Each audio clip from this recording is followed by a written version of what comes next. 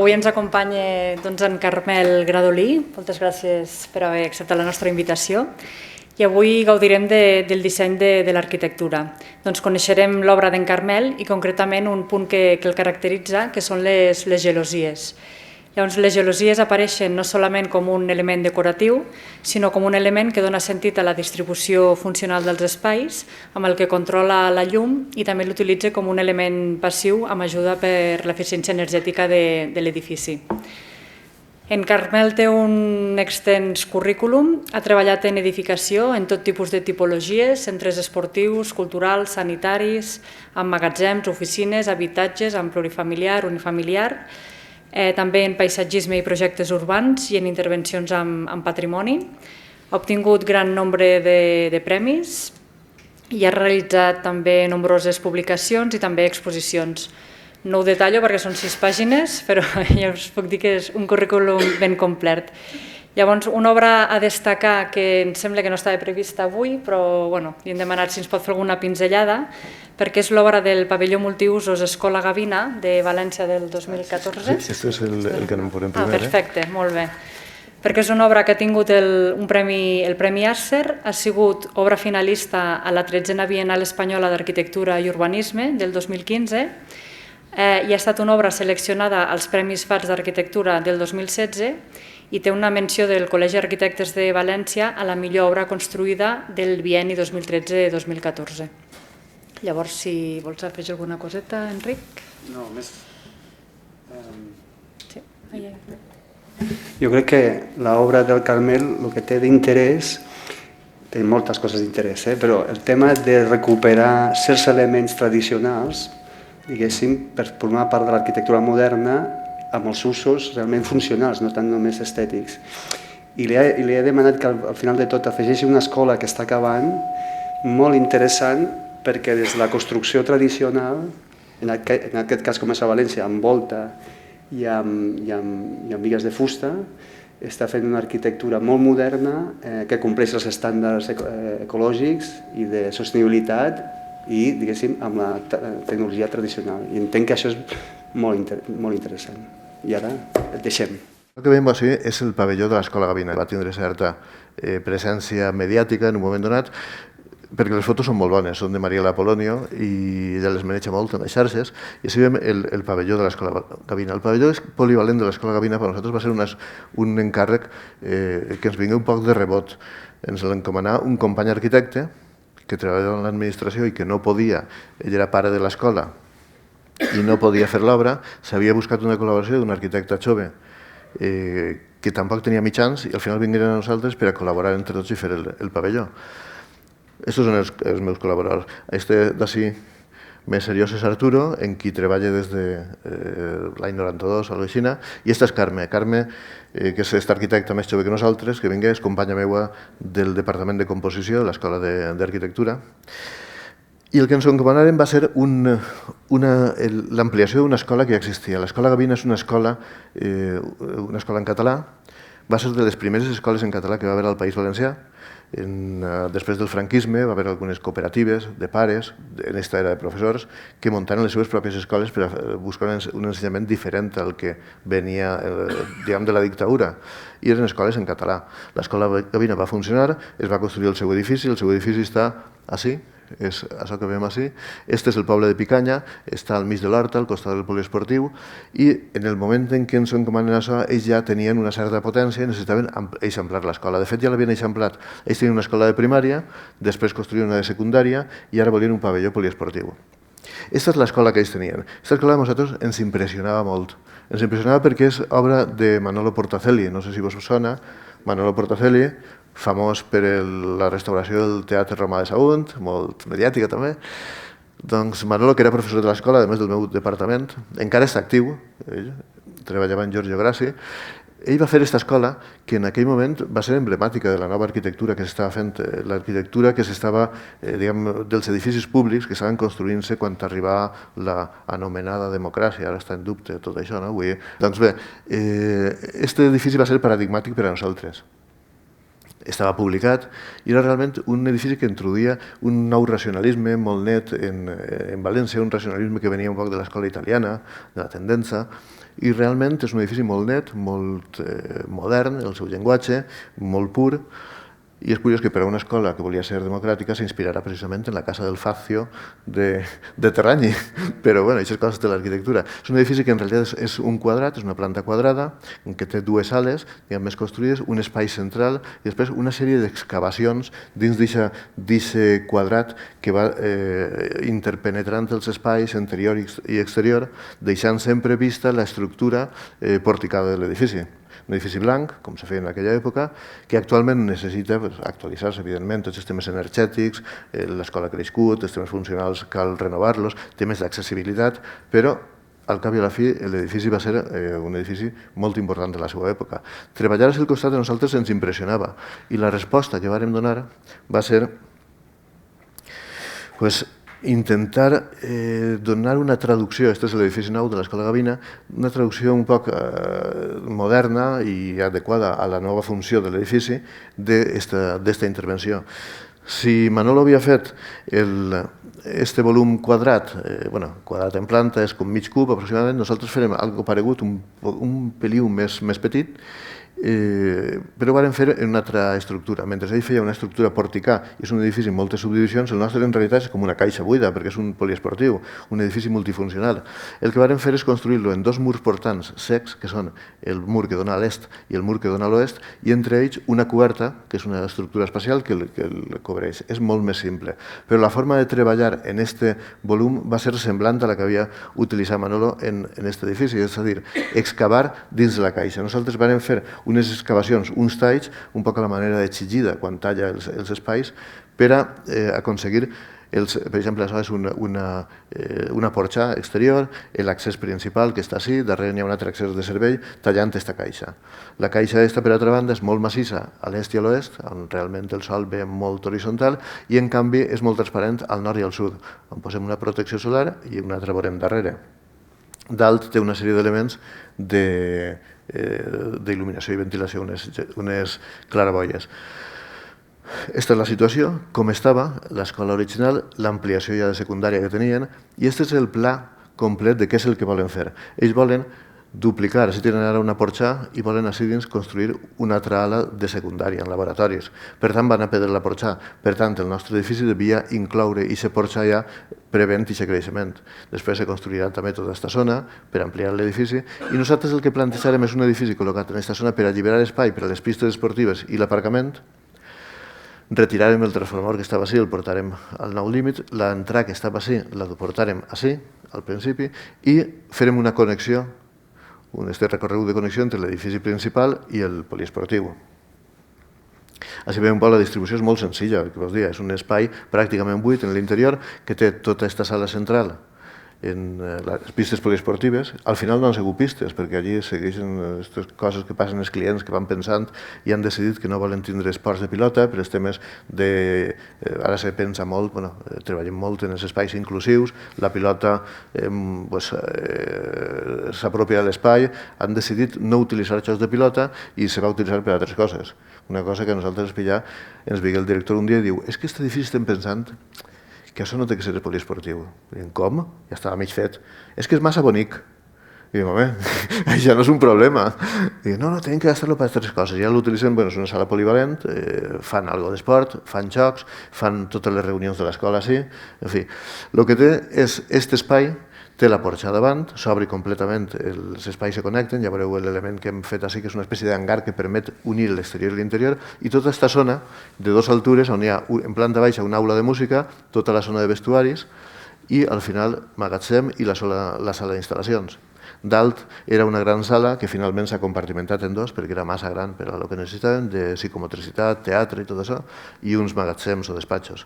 A banda d'unes grades, l'edifici funciona amb una entrada principal que connecta amb l'escola per ací, este passadís, on estan les escales i el elevador, i en planta alta el mateix passadís, en les escales, que dona a la grada i a l'espai superior.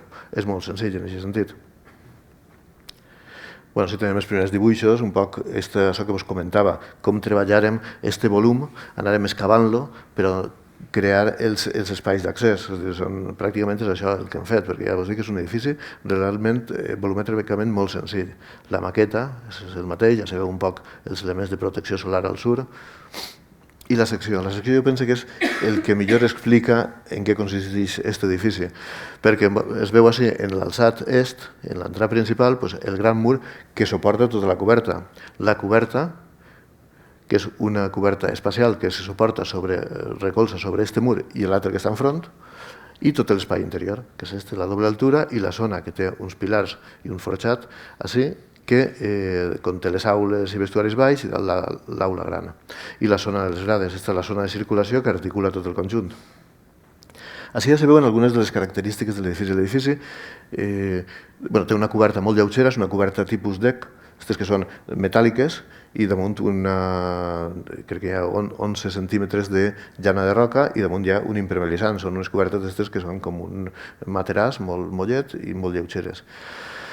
El que vam fer, perquè teníem experiència ja, tenim certa edat, i tenim ja fills que han anat a l'escola i hem patit les reunions escolars aquestes immenses que quan són en estiu per fer actes escolars se fan normalment en el poliesportiu de l'escola i que tradicionalment en València es fan cara a l'estiu, fa una calor insoportable, l'acústica és infernal, la música no s'escolta bé, aleshores hem patit això d'intentar en aquest poliesportiu controlar aquestes coses. Per això el que vam fer és tota la coberta d'EC la farem en xapa perforada, de manera que és absorbent i d'alguna manera contribueix a evitar la reverberació, a condicionar acústicament. Nosaltres en una altra obra hem treballat en Higini Arau, no sé si el conegueu, un gran acústic català, i dèiem després que almenys si no tens mitjans per a fer un gran estudi acústic, posa absorbent, com per exemple s'ha fet en aquesta sala, i així millores les condicions acústiques llevant la reverberació.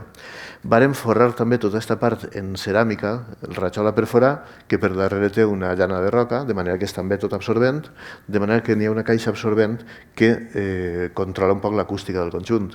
Per altra banda, controlem la llum, tenim la llum del sur controlada en aquesta gelosia, la del nord està molt matisada, per supost, i en la part central hi ha diverses claraboies en elements de control solar també perquè el sol no entri directament. En València el sol és molt intens, és un sol, conegueu a Sorolla, doncs aquest sol el tenim allí a tota hora i cal controlar-lo, evitar que entri directament, per tant se controla l'accés. I aquestes claraboies algunes estan motoritzades i poden obrir-se i realment s'aconsegueix obrint la porta i obrint les claraboies que hi hagi un tir important que refresca molt l'ambient. Per tant, en aquestes reunions multitudinàries se millora prou l'estar. Doncs bé, aquest és l'aspecte que pensàvem en la maqueta, que és més o menys el que té, i així veiem unes fotos on veiem algunes característiques de l'edifici. Les lames de protecció solar al sur que estan fetes en plàstic reciclat.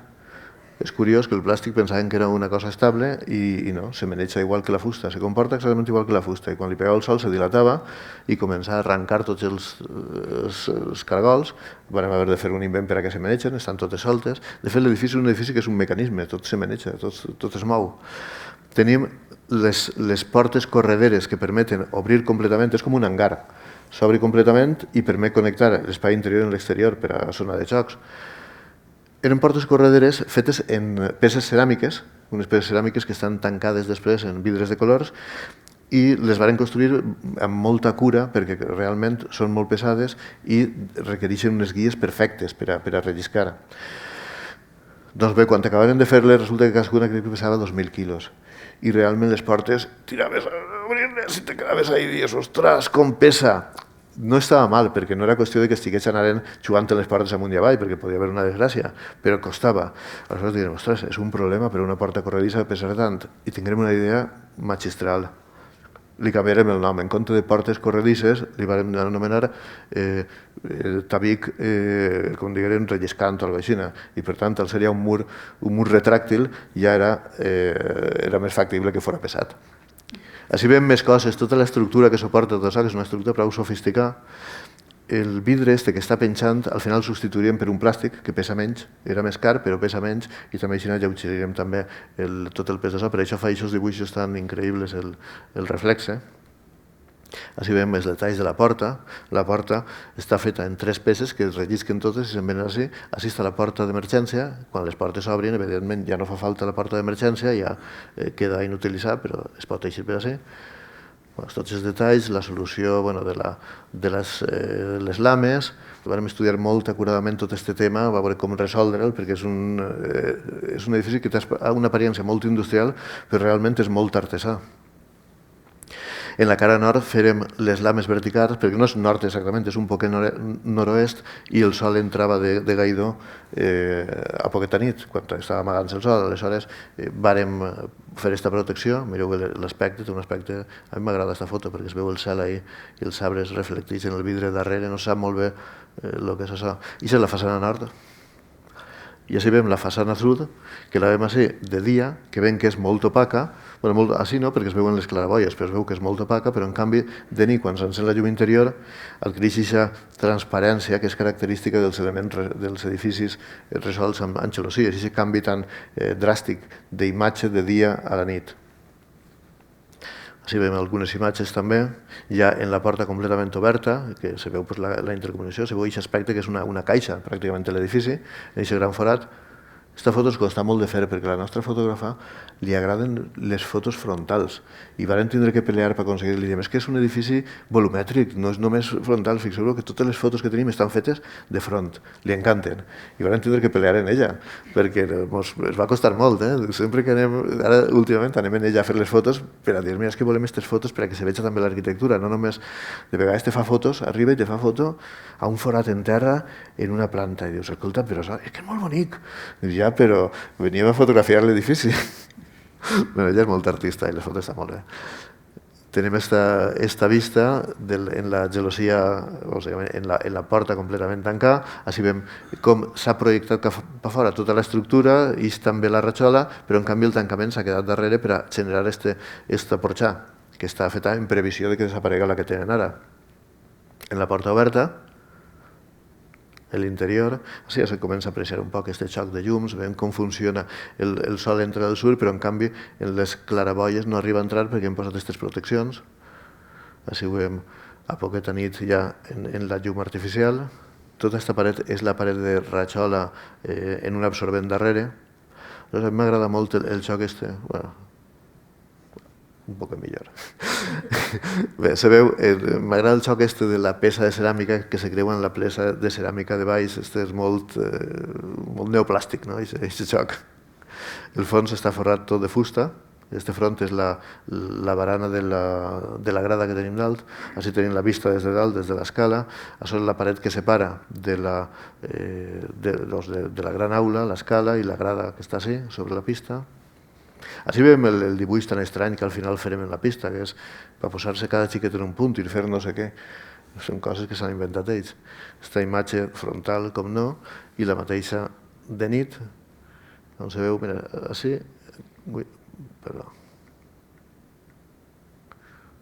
se veu prou bé així la línia de la llum, com el sol no arriba mai, està medit per a que el sol no arribi mai a entrar dins del tot. Així el sol pot pujar molt, baixar, però mai arriba a entrar. En aquest moment, fixeu-vos que la ratlla arriba ahí. I així veiem la seqüència de l'apertura de la porta que relaciona l'espai exterior. Una porta i les 3 portes de baix, se veu al fons la pista d'estació de jocs, l'aparcament, i al fons un bosc de paulònies que s'adonaren en compte, és un planter de jardineria que s'adonaren que tenia la dimensió exacta del pavelló i està enfront. La veritat és que veus, en planta veus el pavelló quadrat i enfront el quadrat de les paulònies. Hi ha unes vistes des de fora, l'accés principal és este, en la sala de música així darrere, la porxà, i així veiem des del darrere del bosc de paulònies l'efecte que fa per la nit el pavelló encès. I així, tornant a la secció, ja us he descobert abans de què va això, però estan els 3 elements que volia assenyalar-vos com a leitmotiv d'aquesta arquitectura que us vaig ensenyar. El primer és la protecció solar del costat sud, el segon és la porta perforada de ceràmica que tenim en la relació entre l'espai interior i exterior, i finalment la protecció solar per a l'oest, que n'hi ha la façana nord-oest. Aquests elements són els que d'alguna manera en relació amb aquest edifici altres que hem construït, i és l'element que hem anomenat gelosies i que dona nom a la conferència d'avui. Aleshores, ja us ho he estat comentant abans, però vaig a fer un repàs un poc per què és una gelosia. Pensem què és una gelosia, perquè nosaltres la utilitzem molt. La gelosia, bàsicament, a nosaltres ens ve de la tradició musulmana. València va ser musulmana entre el segle VIII i el segle XIII aproximadament, i tenim aquesta tradició que encara se conserva en molts aspectes. En l'horta està la tradició del Tribunal de les Aigües, la tradició de les sèquies, l'horta, en fi, n'hi ha moltes coses de tradició musulmana. Curiosament, a València no queda res en peu de l'època musulmana, més que la muralla, alguns trossos, perquè se va arrasar tot, en els segles XIII, XIV, XV, se va arrasar completament tot el musulmà. Va ser un genocidi cultural increïble. Però, en canvi, queden tradicions com esta, la gelosia, que s'han transmès no només en l'arquitectura més o menys culta, s'ha transmès també en l'arquitectura popular. I aquest tipus de gelosia, jo no sé si es veu, però allí es veu per tot arreu. És una gelosia tradicional que se fa en rajoles, fent estos roms. És a dir, és un sistema que realment està molt estès i s'utilitza moltíssim. Nosaltres l'hem explotat un poc. I cal fer una petita reflexió. Què és una gelosia? Una gelosia és bàsicament un element pla, és un element, que això és una secció, seria un element que té dues dimensions importants i una menys, és com un mur realment, però respecte a un mur la diferència que té és que està perforat. Bàsicament, una gelosia és un mur perforat. Un mur, un panell, el que sigui, és un mur perforat. Aleshores, això té una sèrie de característiques que la diferència, evidentment, això tot és de perogrullo. Però cal repassar-ho per a veure com la utilitzem després. Té, en primer lloc, la característica de que deixa passar l'aire. Evidentment, un mur tapa l'aire, la gelosia permet ventilar. És un element permeable a l'aire. Per altra banda, és permeable també a la llum. Però la matissa. La llum passa, però passa matissar a través de la gelosia. És un element de control lumínic. I això fa que ens serveix per a condicionar lumínicament l'espai interior. Així, mentre que l'espai exterior pot ser molt luminós, com passa a València, tenim que protegir-se del sol, l'espai interior pot ser un poc més controlat lumínicament. És un element que ens serveix per a controlar les condicions lumíniques de l'espai interior. Això porta aparellat una característica, i és que quan mirem la gelosia il·luminada des de fora tenim un cert enlluernament, i aquest efecte d'enlluernament que s'impedeix veure el que hi ha dins. En canvi, des de dins sí que es pot veure el que passa fora. És l'efecte cortineta, l'efecte visillo, que es diu en castellà. És el que ha fet que les gelosies d'alguna forma s'hagin associat a la tafaneria, al controlar, en fi, els personatges de poble, esta és la vieja del visillo de la tele espanyola. I s'ha associat a això. Però aquesta condició té un revers, una part contrària, i és que quan se fa de nit, ja ho hem vist, l'edifici s'allumina i el que passa és que des de fora veus tot el que passa dins i cal controlar un poquet, si vols tindre un poquet d'intimitat, és a dir, aquest revers. És el que hem vist abans en aquest edifici, que veiem que en la planta baixa sí és opaca i en canvi així la veiem transparent i veiem el fons dibuixat per aquest canvi d'il·luminació. Llavors, la gelosia té encara alguna cosa més. La gelosia té altres propietats. No només es dona control lumínic, no només es permet donar intimitat o no, no només ens permet ventilar, també, per exemple, ens dona seguretat. I la gelosia funciona com una reixa i en alguns casos nosaltres l'hem utilitzat per a tancar edificis que siguin impenetrables. La gelosia, per altra banda, no sempre està soles. De vegades se relaciona amb altres elements arquitectònics. Per exemple, es pot relacionar en un mur. Nosaltres a vegades hem fet gelosies que passen per davant d'una paret i de vegades la reflexió ens portava a dir, per què fem això? Perquè posar la gelosia davant d'una paret pareix que és inútil. Nosaltres som funcionalistes, intentem sempre resoldre les coses sense barroquisme. Per què posar una gelosia per davant d'una paret?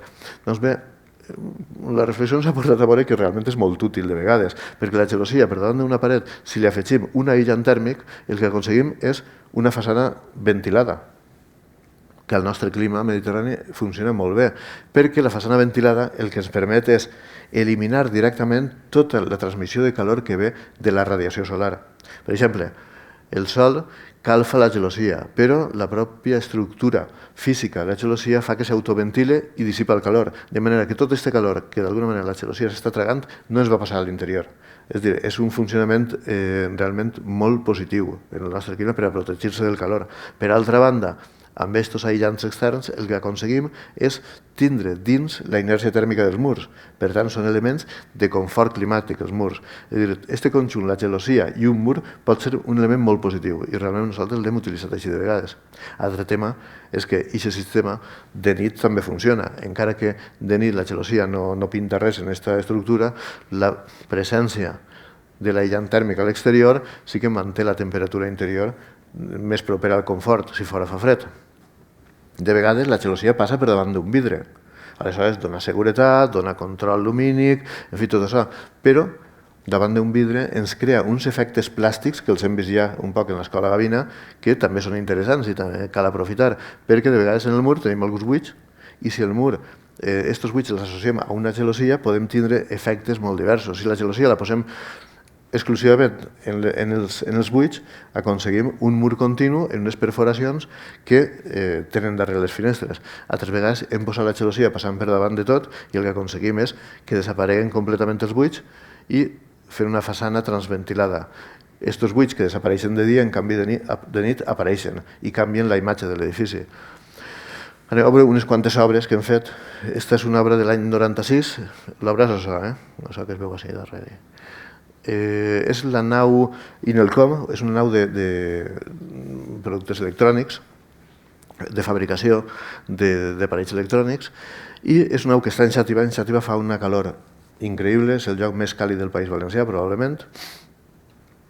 I el que varen fer així va ser una distribució funcional interna en què estos són els espais funcionals, tot això és la zona de magatzems i oficines, aquesta és la zona de treball, al mig hi ha un espai central ajardinat interior, que és un clima intermedi, tot això està condicionat, en canvi això té un semiacondicionament, de manera que entres i ja s'està millor que en l'exterior i així ja són els espais completament acondicionats. Aquest espai és el que conté les circulacions horitzontals, les verticals també té els serveis i té tots els elements de connexió tècnics, perquè és un edifici que té moltes instal·lacions i van totes per així darrere en aquests armaris, que es veuen així, connecten verticalment i horitzontalment. L'edifici el van construir tot és un edifici completament en sec, en xapa, els forjats no, els forjats són de formigó, però les parets externes són de xapa, aïllada, i el que vam fer és forrar-lo tot en una gelosia formada per una xapa microperforada d'alumini que permet igualar tota la imatge, com hem vist abans, de l'edifici, és aquesta imatge neutra completament, d'una escala enorme, perquè l'edifici s'erigeix com un bloc molt potent, està elevat sobre un pedestal, de fet s'inspiraren en els temples grecs per a fer-lo aquest pedestal, en l'escalinata, l'accés principal, i darrere, en canvi, l'edifici s'obre, perquè això dona nord, i s'obre a un moll de càrrega i descàrrega, on van els camions i s'arrimen ahí i pots carregar i descarregar. I en canvi, de nit, aquesta és la imatge de l'edifici. En l'espai central, en totes les caixes aquestes que contenen els serveis, totes les instal·lacions, la recepció, el jardí interior i veiem les sales de treball perfectament, mentre que de dia no se veuen. En canvi, des de dins, veus l'exterior perfectament per aquest efecte cortineta que fa la xapa perforada. Altre edifici en el que hem fet una cosa pareguda, evolucionant-lo més, aquest edifici jo penso que és més interessant fins i tot, és l'edifici Intertrònic de Paterna. Aquest edifici és també una fàbrica, és una fàbrica d'elements de robòtica i és un edifici que realment ens van fer una espècie de concurs privat per a presentar-lo i realment nosaltres el concurs el guanyarem simplement en uns dibuixets en què explicarem les nostres intencions. Va haver un bon feeling en els promotors. El promotor era una persona que li interessava molt la jardineria, el seu hobby, i que a part ens va dir nosaltres hi passem tot el dia en la fàbrica, allí volem estar molt bé, no volien una nau vulgar. Aleshores diguem, anem a fer de la jardineria el centre de la fàbrica, és a dir, és un edifici que té un jardí intern. Aquest edifici es va plantejar, ja veu, també com un quadrat, totes les coses que porta pareixen quadrats. Dieu, és que tot el que fem són quadrats, i de fet és que en fem molts, però no només fem quadrats. El que passa és que en aquesta presentació tot el que porta són caixes, pràcticament. Menys mal que Enric m'ha fet ensenyar-vos al final una altra cosa, que no és quadrat, perquè vegeu que a vegades soltem el pèl. Doncs bé, és un quadrat, bàsicament. Bueno, un quadrat i un rectangle. El quadrat és este, on estan les oficines i la zona de fabricació, i així darrere hi ha un rectangle on està el magatzem. L'edifici principal, que és este quadrat així, està composat bàsicament per tres elements. Un és la pell exterior, la gelosia, diguem, que el tanca i l'unifica. Altra és la L, construïda, que té les sales de treball, que són aquestes, despatxos, oficines, sales de treball, en un nucli central de serveis i comunicacions verticals. I l'altre element és el jardí, que queda darrere. L'edifici el vàrem enfocar al sur. El sur està en este cantó, de manera que este jardí agafa tot el sol. I l'edifici només està climatitzat en la zona esta, l'interior d'aquestes sales. És a dir, els espais de circulació, estos que veiem així, per exemple, les escales, tot el jardí no estan climatitzats. És a dir, se controla el clima, és el que diem nosaltres, un clima intermedi entre la climatització i l'ambient extern. I per això vam fer aquesta pell externa que funciona, en estiu funciona com un umbracle, i en hivern se tanca per fer com un hivernacle, perquè les plantes que hi ha dins són sobretot plantes tropicals. Aleshores, la composició és ben senzilla. Hi ha un quadrat, que és la pell, l'umbracle, que té 9 mòduls, està dividit en 9 quadrats.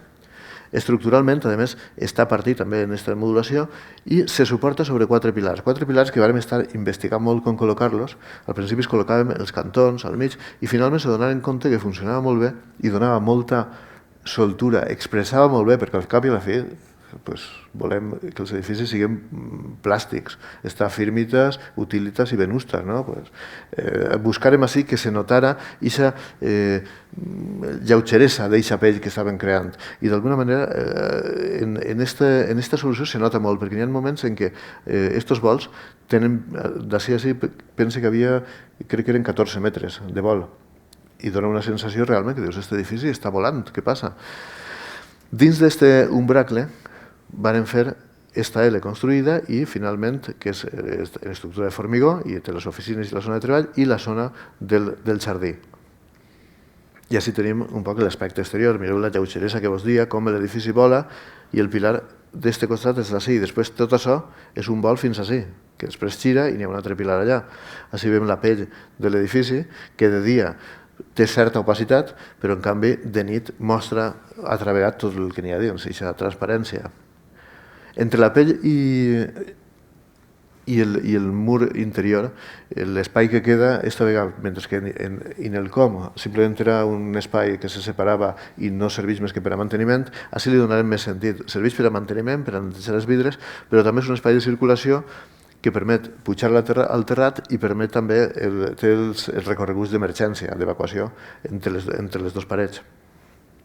Així veiem un poc el tema de l'estructura. L'estructura és prou complexa. A mi m'agrada molt l'estructura d'aquest edifici, perquè és una estructura que en part està penjada ella mateixa de dalt. Aquests cables que venen suporten una viga horitzontal que evita els esforços de vent, però al mateix temps penja d'elles. És una estructura prou sofisticada i que vàrem depurar molt treballant molt en els enginyers. Així veiem l'interior, el que vos contava, tot aquest espai no climatitzat, amb el jardí, els espais de circulació i els espais, les escales, tot en el mateix ambient. Així, aquest edifici que pareix de palets fet de fusta és la cafeteria, menjador que tenen allí els treballadors. Per això que volien tindre un espai agradable per a estar, perquè passen moltes hores allí. Aquesta és la part superior de la cafeteria que s'accedeix des d'ací i també és visitable.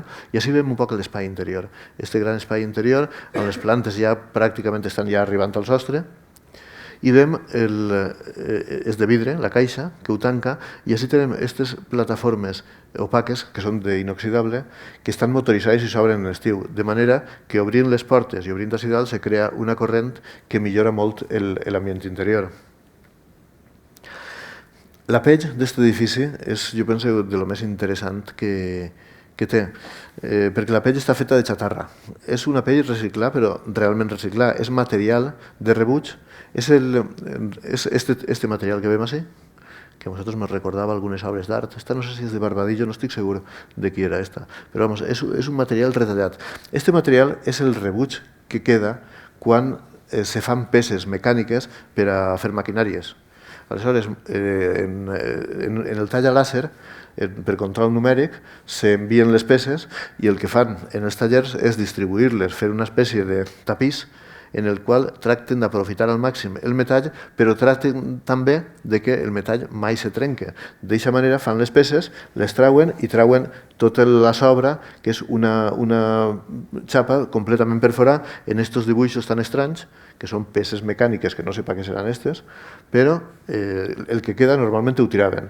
Nosaltres ho vàrem veure en un taller en el que solíem anar i vam dir, ostres, això podria servir per alguna cosa. De fet, l'amo ja estava utilitzant-lo en tanques, en un camp que tenia estava posant-lo com a tanca. El que vàrem fer és recuperar aquestes peces, de fet, en vàrem utilitzar tantes que vàrem tindre que portar-ne d'un taller d'Euskadi també, perquè no ens en produïen prou en València per esforrar tot l'edifici. El que vàrem fer és modular-les, les xapes eren de 6 o de 8 mil·límetres, com venien, el dibuix era el que venia, a vegades era de cera, a vegades era d'acer inoxidable. El que vàrem fer per unificar-ho tot va ser fer uns bastidors, unificar-les en unes dimensions regulars i galvanitzar-ho tot en calent. És a dir, mira, és el moment en què s'extrauen les peces bones, diguem, i se tira el rebuig. I aquest rebuig és el que nosaltres aprofitàvem, així està galvanitzant-se en calent, una vegada fet, i així està muntant-se sobre la façana per aconseguir aquest efecte. Un efecte realment molt variat en uns dibuixos que no són buscats, no estan dissenyats. La gent es diu, però com heu dissenyat això? Esteu bojos, no sé com ho heu fet. I no ho hem dissenyat, això és aleatori. De fet, la posició era aleatòria, segons venien se l'anaven col·locant i quedar com quedar. De fet, n'hi ha xapes, no sé si es veu així alguna, que a meitat de xapa canvia el dibuix, perquè s'acabava, canviaven de dibuix i hi ha un altre. És a dir, és realment material reciclat. Així encara està acabar de fer l'edifici i és el galvanitzat que brilla com si fos de plata. Ara l'edifici és de color més gris, evidentment, però l'efecte és espectacular. A mi m'agrada molt com ha quedat. Mireu, aquest efecte del vol, així està el pilar, i el vol que gira cap allà i se'n va i pareix que estigui tot volant en l'aire. Altre edifici completament diferent. Este no és quadrat. Això és aquest edifici també tingué certa repercussió, perquè en aquest edifici guanyarem el Premi Europa Nostra de l'any 2012, crec que va ser. Això és un edifici... Nosaltres havíem tingut una vegada una menció en Hispània Nostra. Hispània Nostra és, no sé si conegueu, la filial d'Europa Nostra, i el món del patrimoni, desgraciadament, és molt caspós. És un món realment un poc, jo què sé, de gent molt antiga. Quan anàrem a rebre aquell premi, s'adonàrem, diguem, ostres, aquesta gent seria feliç si es presentàrem el Fort de Sagunt, perquè els alegrarà la vida de veure una cosa tan així. I de fet, tingué molt d'èxit, realment. Va ser molt apreciat en Europa Nostra. I este és un d'aquests projectes que, més que com a arquitectes, ens contrataven com a bombers. Hi havia un projecte ja per a fer així una cosa que el que pretenia és eliminar tots els elements que eixien, plenar-lo de formigó i deixar-lo al mig d'una rodona on estava, com un pirulí. Això ho va veure cultura i van dir, això no és manera de tractar un element patrimonial. Aleshores encomanaren, després de que haver un projecte, un avantprojecte, que reestudiava l'edifici en un sentit didàctic i el feia visitable. Nosaltres el que vàrem fer és inspirar-se un poc en les reconstruccions dels forns, vàrem reconstruir analògicament el plano inclinat per fer un elevador que n'hi ha dins, que corre per ací, i poder fer visitable aquesta plataforma. Vàrem reconstruir els ponts grua, que se construïren baix i se pujaran després. El fort té 64 metres d'altura i quan el trobàrem era un catxarro enorme, completament oxidat, que feia por. Realment era una cosa que dius, això què és? Costava entendre què era allò. I a partir de la nostra experiència se van clavar en entendre què significava el forn i se van posar a treballar en ell. El cas és que el forn realment és el cor de la indústria siderúrgica, és el punt on se produeix la transició, diguem, del mineral al ferro. És el cor de tota la indústria. Però abans d'ell n'hi ha tot un procés de portar material, portar mineral, portar combustible, que és previ, està el forn i després està tota l'eixida de la ràbio, de l'escòria, dels gasos, tot el reciclatge, les estufes que calfen el gas. És a dir, té tot un sistema al voltant que així s'havia perdut. Este és el fort de Sagunt. Sagunt ja sabeu que, no sé si ho sabeu, se va tancar en la reconversió industrial, va ser una cosa dramàtica. De fet, molta gent del poble volia que se tirara al forn, perquè es recordava el seu propi fracàs, perquè lluitaren i no aconseguiren salvar la indústria. Ara és un element de memòria prou apreciat, ha passat el temps i la gent ho aprecia. El cas és que nosaltres teníem que reconstruir d'alguna forma tota aquesta memòria. I clar, el forn no s'entenia per ella soles, per tant, feia falta alguna cosa més. El que vam fer va ser fer una plaça al voltant, canviarem un poc, redissenyarem tot l'entorn, farem una plaça de recepció i en ella construirem un pavelló, este pavelló que és el pavelló de recepció, que té la tasca de tornar a aquesta memòria, és a dir, donar aquesta informació que així no se percebeix. Per exemple, en Bilbao, en Sestao tenen el forn número 1 que l'han recuperat complet i l'han mantès en tota la seva estructura al voltant. En Lisboa també estan restaurant neu paregut, però nosaltres no teníem aquesta sort, no tenim tot el conjunt. Per tant, en aquest pavelló tenia que donar-se aquesta informació per a que el visitant, ja que la restauració és didàctica, poguera obtindre aquesta informació que no obtenia directament mirant els elements. A banda, aquest edifici és un poc perillós, és industrial, no pots amollar ahir a 50 persones, per exemple, i que vagin visitant-lo, sinó que té que ser en grups més xicotets. Per tant, una manera de partir els grups era mantenir la gent en un pavelló, ensenyant-los uns audiovisuals, ensenyant-los un poc, explicant-los què és el forn. Doncs bé, aquest pavelló és el que nosaltres dissenyarem com a uns elements que són quasi com peces que han caigut del forn, que estan ahí soltes. Realment aquesta forma és funcional, perquè realment està fet de dues peces, una que conté este xicotet auditori i connectats per un passillo, una altra peça que conté les escales que baixen a la base del forn, pugen a la plataforma de treball, la rampa que baixa per fer-lo accessible, els serveis, i tot això ho hem agrupat en dos peces, que són aquestes dues. Esta és la de l'auditori, que té les grades així, i esta és la peça que agrupa totes les escales que pugen i baixen, i fan este xoc. Per a materialitzar aquests edificis i donar-los unitat, que se giren com un edifici únic, utilitzarem una gelosia molt densa, però que cobreix els dos, i que està cobrint els dos pavellons, el pavelló obert, completament, i el pavelló tancat. És una gelosia feta de peces de formigó, cada una pesava 200 quilos, i per a manejar-ho i col·locar-ho en aquestes posicions tan complicades, la veritat és que va ser complicadíssim. Al final vàrem encarregar, en Euskadi ens fabricar una ventosa, en la qual agafaven les peces i en això se podia manejar i col·locar, perquè clar, a vegades calia col·locar així, altres vegades calia així, altres verticals, hi havia moltes posicions diferents, però bueno, en aquest sistema se va poder aconseguir. I el que farem és, aquestes peces que així passen per davant d'un mur, creant aquesta façana transventilada que hem parlat abans, que és tan favorable al nostre clima. Este és un edifici que no està climatitzat, només té un buit per així i un altre baix per a poder crear una ventilació creuar, i on poden juntar-se vora 100 persones, i per això requereix ventilació.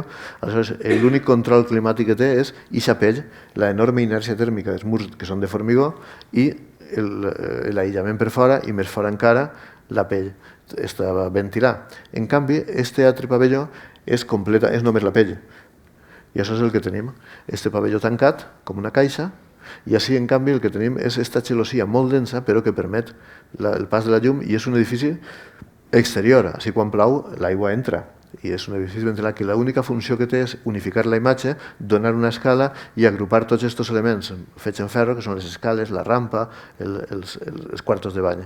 I aquest és l'interior d'aquest edifici, l'interior dins d'esta espècie de caixa, com aquesta cistella que ens tanca dins, i que és aquesta gelosia tan densa que hem fet per a aquest forn. Altra situació. Este és el Centre Cultural Rambleta. Aquest és un edifici, jo crec que és el més gran que hem fet, té 12.000 metres quadrats, conté un teatre auditori de quasi 700 places, té sala d'exposicions, té un cafè-teatre, cafeteria, té una biblioteca, una sala multiusos dalt, té una escola de música soterrada també, connecta en el Parc de la Rambleta que havíem fet uns anys abans així, té diversos nivells d'accés, és un edifici amb certa complexitat interna. I el vàrem resoldre en un sistema estructural que és un poc com una sèrie de galletes paral·leles, els dos extrems. Aquesta és la façana nord, molt oberta, perquè no requereix control solar, i que s'obri i dona l'escala de l'edifici al bulevard, i elements prefabricats que formen aquest esquelet estructural que munta tot l'edifici. Per la banda sud, l'edifici és molt tancat per la protecció solar i només té aquesta gelosia també, que són una sèrie de lames que protegeixen del sol els exutoris, és a dir, de ventilació de tota la caixa escènica que està així darrere, i la part de dalt de la sala multiusos. Els dos laterals els varen resoldre, est i oest, que són els més compromesos pel sòl horitzontal, no tant l'est, perquè té davant els dos edificis, però la zona oest, que en València és criminal, perquè el sòl ve horitzontal pràcticament, el varen protegir en una gelosia. Així varen tindre problemes en la promoció. És un edifici que feia l'Ajuntament, però el feia per lo que ells diuen, era una cosa novedosa, li diuen el mètode alemany. Nosaltres diem que era el mètode valenciano, perquè realment deixaren en mans d'uns promotors que realment el que els interessava era guanyar diners, el construir l'edifici. Els promotors buscaven els diners, buscaven el finançament, els construïen. Va ser en l'època de la crisi i va haver un moment en què este era l'únic edifici que estava en marxa en tota València. En l'any 2009, que el començàrem, no hi havia més grues en València que les dues grues que teníem així. Bueno, a nosaltres ens va permetre aguantar un temps la crisi que ens vingué després. I van tindre que fer modificacions en el despatx i tot això. El cas és que en mans d'estos promotors que només miraven el guany, que eren constructors i promotors al mateix temps, és a dir, els diners eixien d'una butxaca i anaven a parar a l'altra. Per tant, no sabíem mai, hi havia un descontrol econòmic. De fet, aquest edifici, ja sabeu com ha sigut València en la corrupció de sudixos, que la Guàrdia Civil vingué un dia i s'ha emportat tot de l'Ajuntament, s'ha emportat el projecte sencer. Perquè així ten gravacions, els trepitgeos que se duien entre alguns polítics i els concessionaris. Doncs bé, nosaltres vam patir així un poc aquesta pelea en el tema de la gelosia. Com l'edifici anava canviant de forma constantment, perquè ara la biblioteca va baix, ara la biblioteca va dalt, ara anem a fer una porta més, ara anem a fer això, i l'edifici, mentre el construïem, de vegades teníem una viga a encofrar i estàvem tots discutint, aquesta viga més baixa, més alta, més parlant amb l'enginyer per telèfon, és dir, una cosa impossible. L'edifici, la veritat és que se nota, l'edifici jo penso que no està ben acabat per això. Va ser dramàtic. Però, entre altres coses que canviàvem, eren les gelosies. Nosaltres les manejàvem i cada dia dissenyàvem una façana diferent. Anàvem jugant, perquè les gelosies no eren contínues, tenien alguns forats, alguns buits, responent a necessitats funcionals, algunes apertures que havia. Clar, els homes estos que només pensaven en els diners veien que nosaltres canviàvem i jugàvem en la gelosia i diguen això ho podem fer nosaltres. Aleshores vàrem fer una cosa, se'n recordeu quan nosaltres canviàrem el nom d'una porta i li diguérem Tabic Corredero, utilitzant les paraules per a... Esta vegada les paraules se tornaren contra nosaltres perquè estos cabrons començaren a anomenar la gelosia sobrefatxada. És a dir, era la sobrefatxada. I la sobrefatxada la podien llevar i posar quan volgueren. I els deia, escolta, no és ninguna sobrefatxada, és la façana de l'edifici de la gelosia. Si la lleves, no tens façana. Van tindre moltes discussions, perquè clar, cada mòdul d'estos no sé si costava 20.000 euros. Per tant, lleves un mòdul, 20.000 euros, dos, 40.000, tres, 60.000.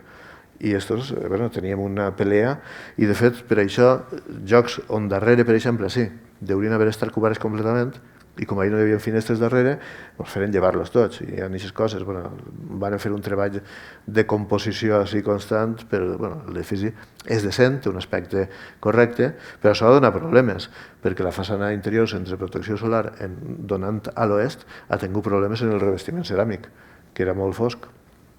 En fi, són històries internes de la construcció que ja suposo que conegueu així també. El cas és que aquest edifici, la gelosia, van fer una altra treball. És una gelosia que en certa medida s'inspira en els treballs de Manolo Barbadillo, un pintor andalús, i inspirant-se en això començàvem a fer proves en elements no ja tan plans com les gelosies que havíem ensenyat abans, sinó un poc més tridimensionals. I finalment, això és la maqueta, arribarem a aquesta solució, una solució en la que cada mòdul estructural estava fet amb 6 peces, que cada una d'elles era com una flor, era una espècie de turbina, en 4 pètals, iguals 2 a 2, 2 iguals i 2 iguals, que formaven estos xocs de llums. Realment això s'aconseguí. Ara, realment en la maqueta no acabava de veure's i per a fer-ho vam tindre que fer construccions 1 a 1, això és en un taller, construirem una estructura, posarem en peces agafat en gats per a veure com se juntaven, per exemple, totes les peces i topetaven entre ells si se podia construir o no. Veren que es podia construir, a partir d'ahí se va desenvolupar el disseny. Primer, en l'experiència que teníem del Fort de Sagunt, ho volgueren fer de formigó, però pesaven infinitament. Aleshores, després canviarem a altres coses. Probablement aquestes coses, aquests panells que n'hi ha que substitueixen el fibrocement, crec que serien Eternite, no sé, tenen un nom comercial, però tenia els seus problemes també de col·locació que no acabava d'estar clar. Finalment ho van fer en un composite d'estos alucobond, que és un polímer acabat d'alumini per les dues bandes, molt lleuger, i que ens va permetre alleugerar molt l'estructura. tant que pogueren fer-la d'inoxidable. Que a mi m'agrada molt l'inoxidable perquè el soldes, el treballes, fas el que te dona la gana, pots corregir-lo in situ i no passa res. Aleshores, aquesta és la construcció un poc d'aquestes estructures, la base per a posar els panells, els in situ, i este és l'acabat, que se pareix molt al que havíem vist de la maqueta. El joc este de les floretes estes que van rodant i fan aquestes ombres, i això és el quarto de bany, és un quarto de bany magnífic, unes vistes sobre el parc que són estupendes. Aquesta és la vista sobre el parc i la gelosia. La veritat és que és una gelosia molt plàstica, és senzilla al final perquè està feta en 2 peces que van jugant, però aparentment té una complexitat espacial que li dona prou interès i crea uns xocs de llum realment interessants, com per exemple això a mi me recorda les obres d'Iturralde, un artista valencià que fa aquestes coses, que fa obres d'art voladores i com si foren cachirulos i coses d'estes. Però no només hem utilitzat les gelosies en obres d'aquest tipus, l'hem utilitzat també, pense jo, i a més és probablement on dona més resultat, és en obres més domèstiques. Aquesta és una caseta per Aquino, un amic que treballa en Inelcom, en la fàbrica que havien fet, al final tots som els mateixos, València és xicotet i tot queda en casa. Ell se va fer una casa en Bisquert, que és una zona de Xàtiva, residencial, amb casetes soltes entre arbres, i és una casa que requeria, per una banda, relacionar-se en el seu entorn, per altra banda, ja sabeu el que passa en aquestes casetes, requereixen una certa seguretat perquè se queden a soles i són llocs fàcilment expoliables. Aleshores, vàrem resoldre l'edifici d'esta manera. Vàrem fer un edifici molt tancat per l'exterior, en un pati interior on s'obri tot, és completament acristal·lat, està fet per 3 ales, una ala d'habitacions i quarto de bany, una ala d'accés i estar menjador i una altra ala que té els serveis en el garatge, la cuina i la zona de llevar, amb aquest espai molt xulo que al final remata, que és aquesta espècie d'office de la cuina. I després té el pati, que així és obert completament i així està cobert. Tot el perímetre està tancat en un mur, de forma que és molt opac, i les finestres a l'exterior, portes a banda, perquè hi ha 3 portes, la porta d'accés, la del garatge i aquesta porta que és corredera que tanca aquest pati, quan està tancat la casa se converteix en una caixa forta, perquè les finestres que donen a l'exterior s'han protegit d'una gelosia exterior. En aquesta posició que us comentava abans, la gelosia passa a formar part, és la vista anterior, l'edifici és molt obert, cap a dins, i a través d'aquest pati se relaciona en l'espai exterior. Per això s'inspiraren en no sé si conegu, un edifici també molt quadrat, una caseta de Kazuyo Sejima, de Sanà, que també se relaciona a l'interior a través de patis, van veure aquest tipus de coses. I aquest és l'exterior. Fixeu-vos així, les finestres, totes les finestres s'han protegit d'una gelosia que s'integra en el mur perquè és un mur pintat. Aleshores, aquesta gelosia forma part del mur, és el mateix mur que en un moment donat apareix perforat i té aquest aspecte. La casa pot obrir-se molt, però quan la tanques és completament impenetrable, no té ni reixes ni res, és completament massissa. Finalment, us porto aquesta casa, que aquesta casa no l'ha fet jo, però és un exemple que us porto perquè vegeu com el recurs de la gelosia de vegades és molt pràctic. I així en aquest cas va ser molt pràctic perquè em va resoldre la solució d'aquest problema. Aquesta és una caseta que se compraven uns amics. De fet, és una obra de caritat, quasi, perquè quasi els vaig regalar l'obra, el projecte, però ells, durant molt de temps, m'anaven dient, volem comprar una casa a prop de la platja, i me portaven a veure casetes, i tot el que trobaven era un desastre. Si heu buscat casa, sabeu que de cada 100 n'hi ha una que val per alguna cosa. Doncs no trobàvem res. I finalment trobàvem aquesta casa, que estava al costat de la platja, a 100 metres del mar, darrere d'una duna, en un lloc molt xulo, en 1.000 metres quadrats al voltant de la terra esta arenosa, que és molt fèrtil, allí prop de la platja de València, però és una casa autoconstruïda, feta a pedaços, que s'havien fet havien anat creixent com els havia donat la gana els amos anteriors. Els amos anteriors tenien ganes de vendre-la i desfer-se d'ella perquè no volien passar altre estiu ahir de calor que feia, no se podia viure. Aleshores, ells en març compraren la casa i diuen, i aquest estiu no podríem anar-se'n ja a passar l'estiu allí? I diuen, bueno, anem a intentar-ho. Aleshores, el primer problema va ser que això està en un parc natural, és el parc natural de l'Albufera, està dins de l'entorn del parc natural, per tant, ahir no se pot construir. Les cases que hi ha des d'abans del parc natural tenen dret a estar allà mentre no caiguen, però no poden ni ampliar-se i si l'enderroques ja no pots reconstruir-la. Per tant, la casa cal mantindre-la. Este desastre, perquè així el que tenéis és dir, la tiro i faig una cosa nova de bona qualitat. però no podíem fer això. Aleshores teníem que mantindre-la, però podíem millorar l'aïllament, podíem millorar les finestres, podíem millorar tota aquesta sèrie de coses. Aleshores aniré a l'Ajuntament i vaig dir, escolteu, què puc fer així? Com faig això? Me diran, no sé, nosaltres, el que diga el Parc Natural. Aniré al Parc Natural a preguntar-hi, escolteu, vaig a intervindre en una casa ahí, què puc fer? I me diran, el que diga l'Ajuntament. I en aquesta situació vaig dir, pues mira, serà el que diguem nosaltres. Farem un mínim document, el projecte tenia 5 o 6 fulles, com els projectes estos antics que havia, que va ser molt agraït en aquest sentit, se farem el nostre projecte i el que vàrem fer en esta casa va ser això. Este és l'estat en què estava, és a dir, tenia una peça principal que era esta, un creixement cap així i un altre creixement cap així, això és el quarto de bany, la cuina estava així integrada, era un desastre de casa, això estava cobert al sud, menys mal, en una uralita, tot això és un paviment que havia al voltant, i el que vaig fer, me vaig donar compte, esta vegada no va ser culpa meua, que la casa d'ací a així media exactament el mateix que d'ací a així, per tant, el que me deixia era un quadrat a treballar. I el que vaig fer és envoltar-la en un quadrat que crec que me deixa exactament 9,30 per 9,30, era un quadrat que modulava exactament en la mesura d'una ratxola d'aquestes perforades. Aleshores vaig fer una pell al voltant, que és un quadrat perfecte, que està oberta al sud i al nord, i que al mateix temps, tancant aquest espai exterior, crea un pati interior dins de la pròpia casa. I aquesta pell ho envolta tot, canviarem les finestres, referem esta partició interior, este mur el vaig tallar per a connectar tot, vaig a la zona d'estar contínua, la cuina oberta, el quarto de bany completament remodelat i el pati exterior en les 3 habitacions. I la veritat és que l'obra l'aconseguirem fer en 3 mesos, pràcticament, l'acabàrem i en estiu se n'anaren a passar l'estiu allà.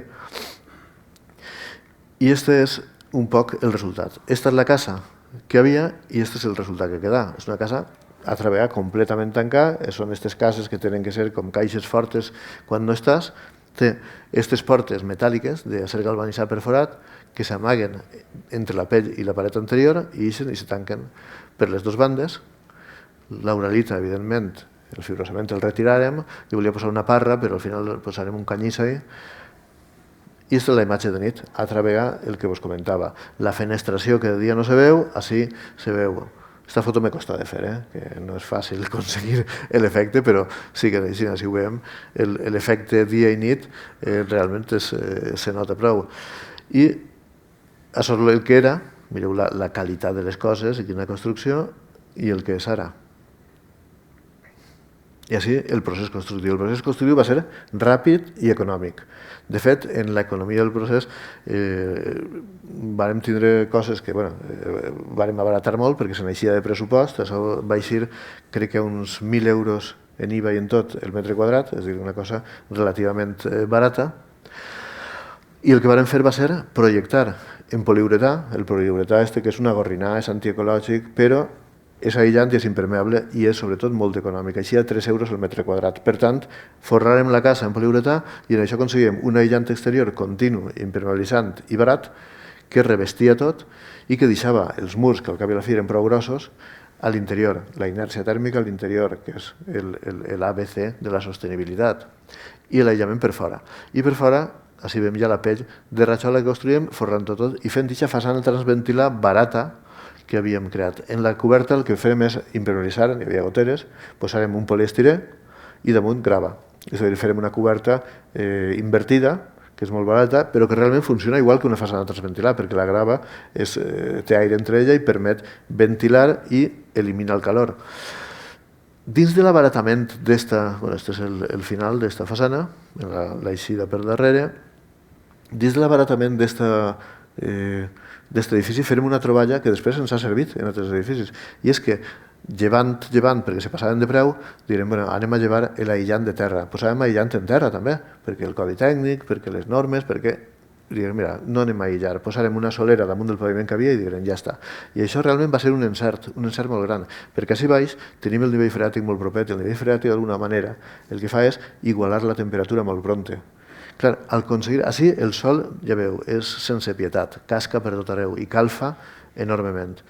Clar, si això ho haurem aïllat, haurem tingut així una bombolla que s'haurà calfat ella soles, però al donar-li aquest aïllament a tot això, el que fem és que aquesta zona de baix estigui en contacte amb la terra i per tant aquesta temperatura de baix en la zona que no està calentada d'alguna forma se la portem dins i de fet en la casa se nota, ells ens diuen és que en estiu dormim tapats i tot perquè aconsegueix un confort climàtic prou gran a pesar d'estar allà i no tindre més defensa que ella mateixa. La veritat és que ha funcionat molt bé. De fet, en l'escola que vos ensenyaré després, els enginyers han fet grans modelitzacions, grans càlculs per veure al llarg de tot l'any, perquè hem tingut un equip tècnic molt potent, i en un moment donat es digueren, lleveu l'aïllant de terra, perquè és més favorable en el balanç energètic global, en València almenys, així no sé, així m'imagino que no, però allí en el balanç energètic global de l'any és més favorable no tindre aïllant que tindre'n, perquè el que es perd en hivern, que es perd calor pel paviment, es guanya en estiu perquè tens una temperatura molt bona que te ve de terra, una inèrcia tèrmica molt bona que t'ajuda a mantenir el clima interior. I aquesta és la solució. L'aspecte, ja veu, és molt senzill. Els canalons són tubos galvanitzats. La protecció al nord per a que no ploga directament és simplement el dintell que se trau un poquet, és una peça, una xapa galvanitzada. És una construcció que farem molt ràpida, tots són elements molt estandarditzats i aquest és l'interior que havia i l'interior que ha quedat. Així la fotògrafa no és Mariela, va utilitzar un angular molt gran i pareix que sigui enorme, és una casa molt xicoteta. Així veiem la cuina, que per exemple els mobles de cuina se s'estalviarem posant una cortineta d'aquestes de tubets de plàstic que són molt típiques en València, és una cortina que la partes i tens les coses darrere. Així veiem l'efecte en la finestra. La il·luminació té una característica. La il·luminació de tota la casa, tots els il·luminaris costaren 35 euros. En total, en 35 euros posaven tota la llum de la casa, en Ikea. Hi havia algunes que estaven d'oferta, valien 2,99, me'n recorde. La veritat és que va ser... Ja veu el nivell en el que es manejàvem. De fet, observeu com estan fetes les parets. Les parets estan fetes en ratxola, sense lluir, pintada directament.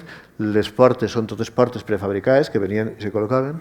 Tingueren la fortuna, perquè això és casualitat, que coincidien perfectament en la modulació de la ratxola, fins i tot deixaven aquest xicotet oscur que li dona un punt d'elegància que ens va eixir de regal.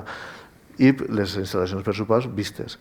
Posàvem fals sostre, van per dalt i les baixem directament d'esta manera. És una cosa molt senzilla. I el paviment és simplement una solera fratassada en helicòpter i ja està. La veritat és que la casa funciona molt bé. I el pati interior que ens va eixir de regal, que és en la zona de llavadero, així baix posarem, hi havia un forat que era una antiga fossa sèptica, el reconvertirem i vam posar ahí un dipòsit d'aigua, un sistema de cloració, perquè l'aigua és de pou i no és apta per a beure, però per almenys per a dutxar-se se clora ahí. I aquest és l'aspecte de la casa a poqueta nit i el sistema complet que vos he ensenyat, és a dir, simplement projectant sobre una paret i posant la fulla exterior, obtinguem aquesta solució que ens dona la seguretat, el clima i l'aspecte, jo penso que prou impressionant de la casa. I així, en aquesta imatge d'aquestes ombres de la gelosia, jo ja me despedia. I havia dit, moltes gràcies, ja aplaudint i tal. Però, com Enric m'ha dit que vos ensenyen el que hem fet, que hem acabat l'obra fa res, si me poseu les fotos, vos ensenyaré. Són unes fotos que portaven el mòbil. Us dic així que la qualitat no sé la que serà. I estan ordenades, les ha ordenat el propi informàtic, que estava mentre així que vos ensenyo el que estem fent. És una escola que farem un concurs també privat, i ens l'adjudicaren, i és una escola que pretén ser hipersostenible. L'escola, de fet, té 2 certificacions ambientals, BREEAM i Verde. BREEAM Excelente, crec que és, i Verde 4 fulles, que són una cosa molt important que tenen els certificats estos. L'edifici està construït tot en ratxola. Això és ratxola, no és termoarcilla, és una ratxola perforada, però de doble format, de 18 centímetres, és més gran, condix més el treball i té aquest aspecte. Aquesta ratxola la coneguérem en un edifici que per error ens portava aquest tamany, ens agradava i l'hem seguit utilitzant. El que van fer són uns murs que arriben a tindre 2 peus de gruix, aleshores l'edifici és realment, a mi m'agraden molt les fotos de la construcció perquè pareixen ruïnes romanes. El meu soci Arturo deia, aquest edifici és ecoromano, perquè és ecològic i romano, perquè veig una ruïna romana quan veus en aquests murs tan grossos. A més és un material que normalment sempre s'oculta, perquè se queda dins dels murs i se llueix, però que així hem deixat com a acabat vist de l'escola. És a dir, també els clients són insòlits perquè han acceptat això per a una escola, és una escola Montessori i els ha paregut correcte aquesta sinceritat, perquè ells pensen que l'edifici és part de l'educació dels xiquets. Els xiquets tenen que entendre com està fet l'edifici, què suporta, com funciona, i volen que sigui un element didàctic. De fet, en algun text que hem fet, diguem que en l'escola Imagine esta Montessori, el primer instrument didàctic és el propi edifici. Aleshores, l'edifici s'ha construït tot a base d'estos murs i com se buscava la sostenibilitat, i la sostenibilitat passa per materials de proximitat, reducció de l'ús de materials que tinguen moltes emissions, reducció de l'ús del ciment, hem utilitzat ciments en addicions que tenen menys emissions en la seva generació, morters bastardos, calç, i per a reduir també més encara l'ús d'això, del formigó, el que hem fet és, en els forjats de la primera planta, construir-los en compte de forjats de formigó, els hem construït en voltes de ceràmica, voltes que són estructurals, no són voltes decoratives, sinó que són el propi forjat. Ara veureu en alguns llocs, així tenim els murs estos, tenim també aquesta espècie de torres, que en tenim 4, són el que hem anomenat captadors solars, que miren cap al sud, i agafen llum per clavar-la en la part central de les aules. Són aules molt grans, tenen 70 metres quadrats cadascuna i d'un extrem a l'altre se queden un poc fosques. Per tant, aquest element el que fa és clavar llum en les aules i també permet ventilar. Se pot obrir per dalt, està motoritzat i se pot crear un efecte fumeral de manera que les aules se ventilen. De fet, així hem treballat en Zero Consulting, una consulting de català, que la veritat és que ha entrat en el xoc d'incloure en el càlcul de la ventilació també la ventilació natural, en fi, i d'aquesta manera no tindre que duplicar sistemes. Nosaltres pensem que en el nostre clima se funciona molt bé simplement obrint les finestres i tancant-les. No necessitem, les normatives ens han portat, almenys en València, que totes les escoles són com caixes fortes, podrien ser com l'Estació Espacial Internacional, tancades completament en un sistema de ventilació, de renovació, que no se relaciona amb l'exterior, quan nosaltres la major part de l'any en les finestres obertes funcionem. Per tant, aquest edifici té que poder funcionar així. Això és un element d'estalvi i de naturalitat, de relació en l'entorn, i que els xiquets també sàpien com funcionar, que si fa fred, tanques la porta, si fa calor, l'obris, en fi, aquest tipus de coses. Doncs, aquests elements contribueixen a aquest funcionament. La construcció si estem construint els captadors solars, les primeres voltes, els arcs, aquests arcs són la zona on els xiquets deixen les sabates perquè entren descalços. Així veiem la construcció de la coberta és tota de fusta laminar, perquè l'edifici realment, el concepte és com una nevera, com un termo. L'edifici dins li hem posat molta inèrcia tèrmica en tota la seva construcció, la seva estructura és molt massiva, de forma que quan agafa una temperatura la conserva.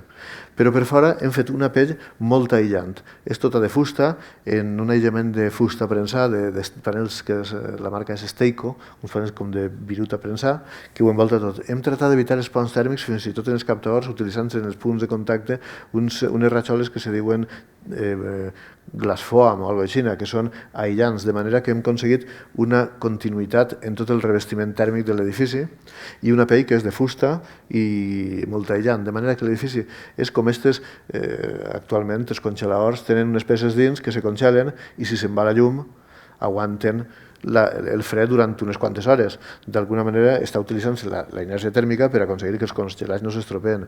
Així és paregut. Nosaltres estem utilitzant la inèrcia tèrmica d'aquests murs tan grans i un gran aïllament al voltant per a mantenir la temperatura interior, de manera que l'aportació climàtica sigui mínima. De fet, el que s'ha posat és una renovació d'aire que està connectada a uns climatitzadors. De vegades, si és necessari, se donarà un punt de calor o de fred a l'aire que s'injecta dins, però en general simplement el que se fa és renovar quan els detectors noten que està carregat l'ambient o alguna cosa així. És a dir, s'ha intentat minimitzar el consum energètic. D'esta manera, així veiem un poc l'aspecte d'aquestes ruïnes romanes en construcció. Està a la vora d'un barranc. Allí la gent al·lucina això. N'hi ha un dit valencià que diu vora riu no faces niu, i nosaltres estem a vora barranc fent una escola infantil. no sé, clar, com és una cosa tan moderna, pues no fem cas dels dites, no. Està calculat segons, està fora de la zona inundable, de la inundació dels 500 anys. No sabem si ara en el canvi climàtic la inundació de 500 anys vindrà cada 5 anys, però de moment ha plogut molt i no passa res. De fet, passa una cosa, i és que els barrancs solen ser, almenys allà en València, els únics elements naturals que queden en els pobles. Tot el rest està antropitzat. Són camps, són arbres replantats, són urbanitzacions, i els barrancs s'han mantès al llarg dels segles com a elements naturals. D'alguna manera, volcar-se cap al barranc tenia aquesta intenció de relació de l'edifici amb la naturalesa. L'edifici té molta terra, té molts arbres al voltant ara que està acabat, perquè volem aquesta relació en la naturalesa, però hem de saber que la naturalesa en la que treballem normalment és una naturalesa finxida, una naturalesa sempre treballar. Així tenim un element natural de veritat i volíem aprofitar-lo. Així veiem algunes fases de la construcció. Se veu millor així que ahir. Miraré així.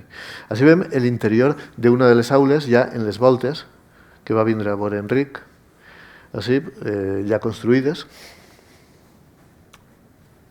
damunt d'una volta, la planta de dalt, abans de construir el forjat. El forjat se construïa en unes costelles i se posava un tablero, també ceràmic, damunt. Aleshores, així, en aquests rinyons tan profuns, perquè l'altura és esta, fixeu-vos que així és on va el paviment. Tot això va reblit en unes costelles de rajola, i el que hem fet és aprofitar aquest espai per a col·locar amagar-hi dins els tubos de ventilació. Hem hagut d'inventar unes reixetes així que impulsen, igual després se veuen. I així veiem a Salvador construint la volta en aquest sistema tan manual. El que varen fer és la volta inferior està feta en rajola massissa, rajola manual, suposa que com la que haureu utilitzat vosaltres així, perquè és la que ells utilitzen i saben utilitzar molt bé. En canvi, les dos de dalt les hem fet en rajola buida industrial normal. Això ho hem fet per diverses coses. Una, per estalviar. Altra, perquè Salvador ho fa molt bé, però en ell no n'hi ha terminis. I així anàvem a tota pastilla. Per tant, va haver un moment que li diguem, mira, Salvador, fes tu la de baix i els obrers de l'empresa aniran fent la de dalt i ja està, perquè tampoc té tant de misteri si no tens que deixar una cava perfecta. Aleshores, ho varen fer així. I el tercer element és per un tema de la certificació. Curiosament, les certificacions, al final, el 90% de la certificació és pagar. Tu pagues i quan més pagues millor certificació tens. I és així, i te costa diners, i tens que fer molts estudis, tens que fer molts informes, i té que haver molta gent treballant i moltes coses, però al final és el que pagues. I pagues a un ente que te certifica. BRIAM, en aquest cas, exigeix que els materials per a certificar-los tinguen la ISO, crec que és la 14.011, no recordo quina ISO és. El cas és que aquesta rajola manual, feta manualment en forns tradicionals i de proximitat, no té aquesta ISO. I en canvi la rajola buida sí que la té.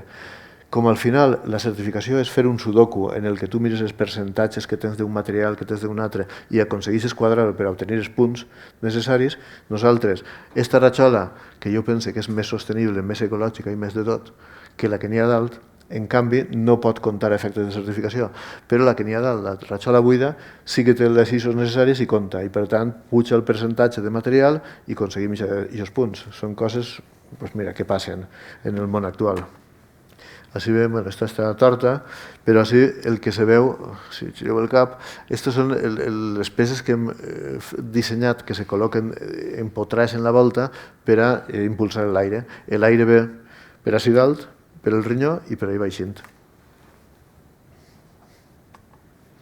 Si veiem la construcció, el que varen fer és pintar. Les voltes tenen una forma, l'escola té forma un poc de palmito, se va obrint, per tant les voltes són troncocòniques, i el que varen fer és posar aquests fils que se veuen així, marcàrem un arc en un extrem i l'altre més xicotet en l'altre extrem, unirem en cordes i ells ja van unint un poc a ull unes en altres.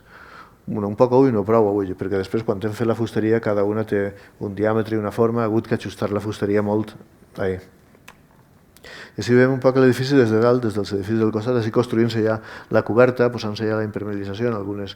Estos són els captadors solars, este ja està quasi acabat, Veu el que vos dia, que l'edifici va rodant, va adaptant-se, perquè és que aquest edifici, encara que pareix que és un edifici molt solt i molt alegre, està completament constrenyit per línies invisibles. Una línia és esta, d'ací, que és una afecció d'un tramvia que devia passar per ell però que no va passar, però encara se conserva aquesta afecció.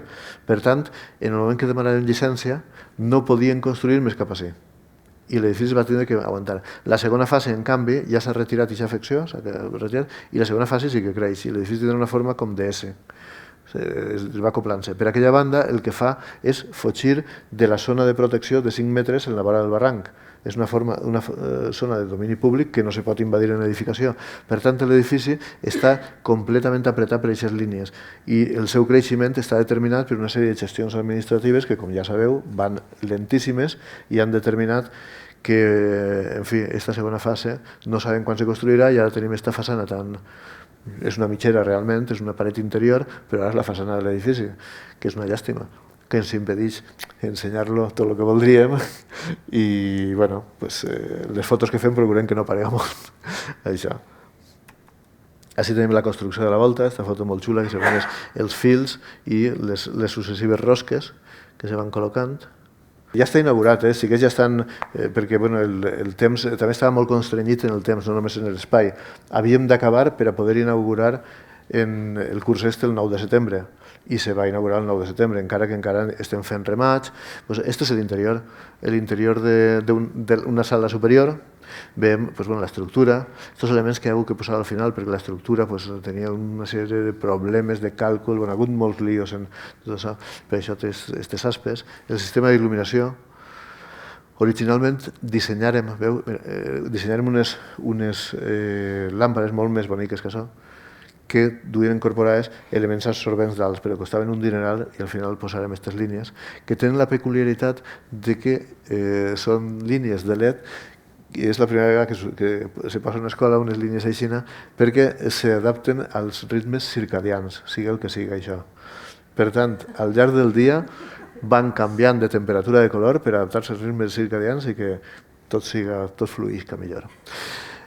El cas és que hem connectat les aules entre si, n'hi ha unes vistes transversals, no a l'altura dels xiquets, però sí a l'altura dels professors, de manera que les aules se connecten entre ells, se pot veure, per exemple, aquesta és una aula de dalt, i així veiem, per exemple, el captador, que així està tancat, i té unes finestres de ventilació. La terrassa, cada aula superior té una terrassa, les inferiors tenen un xicotet pati, una font, un xicotet amfiteatre per a reunir-se. I aquest és el sistema Montessori, ja sabeu, que no funciona com les aules normals, sinó per racons, cada xiquet treballa un poc al seu aire, ells controlen molt les perspectives, posen plantes a vegades perquè quan un xiquet està sentat així no veig el que fa l'altre que està allà. En fi, és una sèrie de disposicions que ells sabran, i l'aula té els seus racons, és la zona de lectura, en la part d'aquella. Així se veu també, per exemple, la coberta, és una coberta a jardinar, perquè la coberta la idea és que vaig baixant a poc per un tema d'aïllament, per supost, de biodiversitat també, perquè s'han posat infinitat d'espècies per a generar que vinguin les abelles, s'han posat nius per a rats penats, en fi, s'ha intentat millorar la biodiversitat de l'entorn també en l'escola. I des d'aquestes aules, en alguns punts, se veu la vegetació que hi ha a la coberta. Així veiem també el tub d'aire condicionat, que en aquestes aules de dalt, per supost, va vist entre tota aquesta maranya de bigues que pareixen realment mitjevals. A vegades restaurem edificis mitjevals i tenen aquesta proporció de biga a buit, perquè realment avui en dia les normatives contra el foc ens obliguen a fer unes bigues molt més grosses del que necessitem per a resistència i dona aquest aspecte tan potent. Tenim el dia de la inauguració, hi ha l'escola, la façana interior. La façana interior, tota la coberta és d'abeto, laminat. La façana és d'alerce, no sé com es diu en català, l'alerce és una espècie de pi, així de color un poquet més roget i que funciona molt bé a l'exterior. La façana, mira, molt acristal·là, té aquestes peces de fusta, aquestes peces de baix són de ceràmica, les parts de baix s'han fet de ceràmica per a protegir-lo un poc més de l'aigua, les patades i tot això. I aquesta és una imatge molt xula de la inauguració.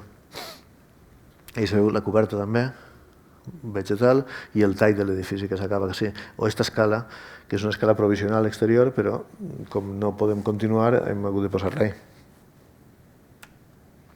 Aquesta és la façana al barranc, Això està molt bé.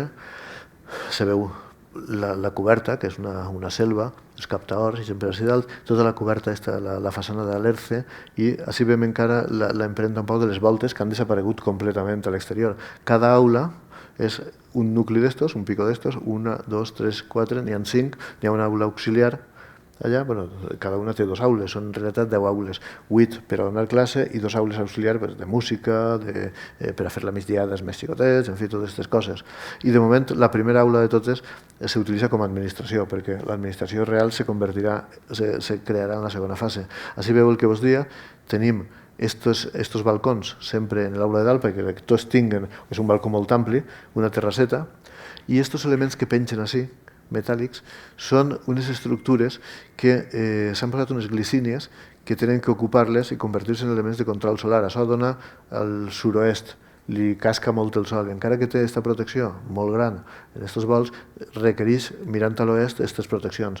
I el que hem fet és posar aquestes estructures que, quan les plantes les ocupen completament, taparan el sol des d'aquest angle. La separació en el barranc és aquesta tanca d'elements verticals que tenen que deixar córrer l'aigua en cas d'inundació i tot això, però protegeixen de les caigudes. Ja veu així que ja s'ha revegetat tot l'entorn.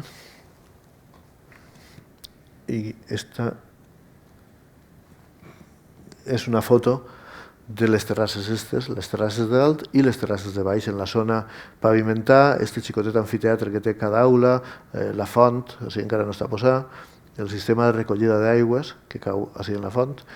Aquest edifici té la característica que hem fet un aljub que replega l'aigua de tota la coberta i de tot el pati, se reutilitza per a regar la coberta, que consumeix per aigua, és a dir, l'aigua de pluja se reutilitza tota, i també per a l'aljub d'incendis. És un aljub immens que tenim allà baix. En València és problemàtica la reutilització de l'aigua, perquè allí plou moltíssim i després està molts mesos sense ploure. Per tant, per a reutilitzar-la se tenen que fer aljubs molt grans i és una cosa molt cara. És un problema que, per una banda, quan plou, la major part de l'aigua se perd, i si la guardes o fas uns aljubs immensos o no te val per res. En l'escola Gavina ho fèrem i realment l'aljub que fèrem de 20.000 litres se plena en una pluja i després en una setmana o 2 ja ho han gastat i ja poden passar mesos sense aigua. En l'escola Gavina és que utilitzem biomassa, se recull l'aigua, en fi, n'hi ha aquests elements reciclats també, en el plàstic. Així s'ha avançat un poquet més en el tema de la construcció ecològica, en utilitzar elements de proximitat, s'han posat plaques fotovoltaiques que compensen parcialment el consum elèctric, s'ha tractat de disminuir el consum elèctric en sistemes domòtics, que per ara no funcionen, com sol passar en sistemes domòtics, perquè sobre el paper són perfectes, però realment jo penso que són més llestos que la gent, i la gent no aconsegueix que facin funcionar, són tan intel·ligents que no els entenem. I estan ara intentant aconseguir que encendre i apagar les llums, que no és veritat, teníem problemes per apagar les llums d'unes aules que se quedaven enceses i no hi havia manera allí, tots els xenis de la domòtica, per aconseguir apagar la llum. Suposo que s'aconseguirà. Però en això estem a l'escola. Vull dir, encara estem en rematx. I bueno, sí, no sé, aquestes fotos que han quedat, doncs és de la construcció dalt, així. I ja no he dut més fotos. Aquestes són improvisades, vos les he ensenyat perquè volia Enric i ja vos he donat prou la xapa, pense jo, no? Gràcies. Si algú vol dir o comentar o preguntar el que siga...